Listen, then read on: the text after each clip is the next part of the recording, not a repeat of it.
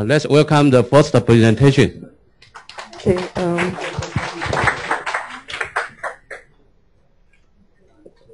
Good morning, everyone.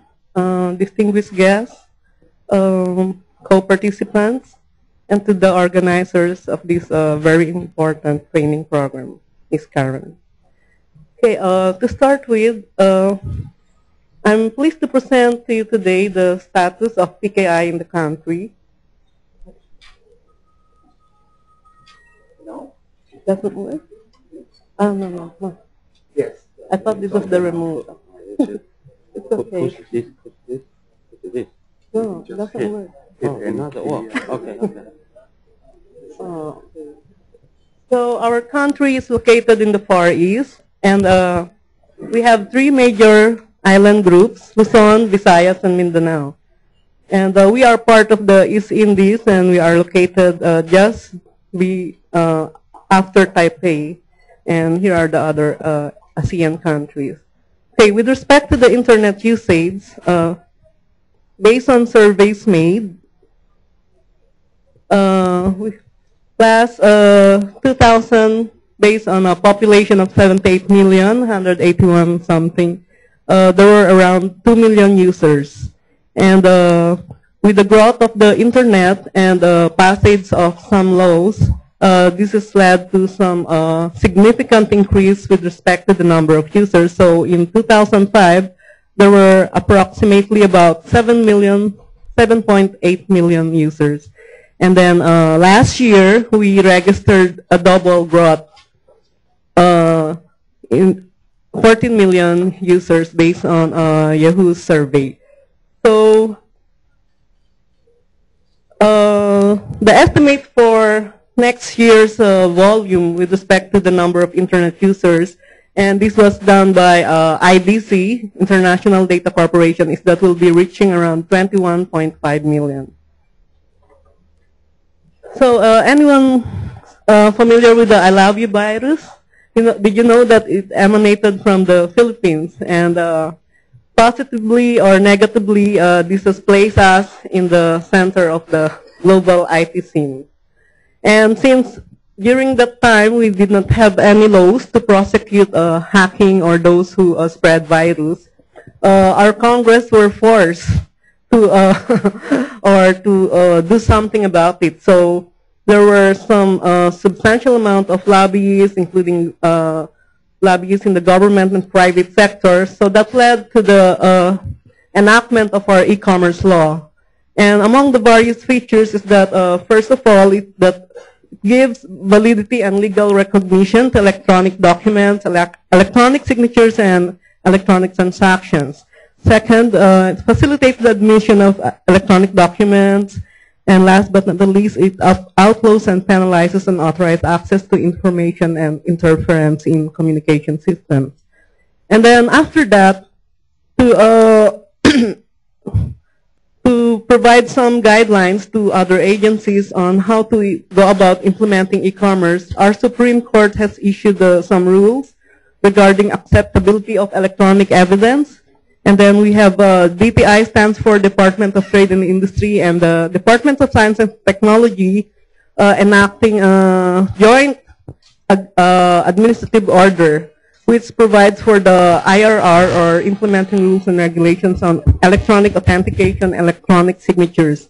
And then we have this another guideline, but this was not published. So I think this is fortunate, or could be an opportunity for us also, since we have not yet established our PKI. And then guidelines for the protection of privacy.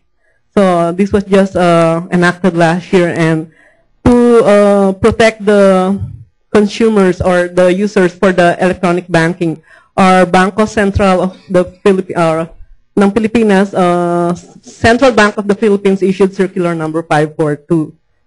And then we also have guidelines for protection of data. I think I mentioned that. Oh, sorry. And then regarding the present state of PKI, we only have one certificate authority existing in the country today. And this is the local company of VeriSign, which is called MySecureSign. So they started around 2000 after the e-commerce law was enacted, but unfortunately, there wasn't much progress in terms of growth in the electronic commerce or e-transactions. Anyway, considering that some agencies have already recognized the need to ensure security in their applications, like, for example, we have the e-tax filing for our revenue department, and then the government electronic procurement system. We have the e-card, which this is a e-card issued to all the government employees, wherein they can apply for loan or check on the status of their housing loan, medical services, and then other upcoming applications include the standard e-payment gateway for government, and then the e-services component of our e-government portal. And the UMID stands for a Unified Multi-Purpose ID in Government. And last but not the least, for the B2G, we have the Philippine Business Registry System, wherein we aim to create a one-stop shop. Okay, lastly, for the private sector, e-banking is the most used applications. Trading will soon be growing, and then these are the various reasons why we need PKI. First of all is that we want to boost the growth of our e-commerce, and then ensure the security of all applications, and then protect users. We have also the PAIN as a general guideline or principle, and then secure global competitiveness. Without cross-border PKI, we cannot do cross-border transactions. So to pursue the project, 2 years ago, I went to Korea and represented the National Computer Center and CICT in the signing of the agreement for the forging of a partnership in the pursuit of establishing the national PKI. So here are the various activities we have undertaken, and these are the various components of our project implementation plan, and these are the results of the study made by Korean government and the proposed concept for the implementation of the PKI scheme. Okay, so that would be all, and thank you all for your attention.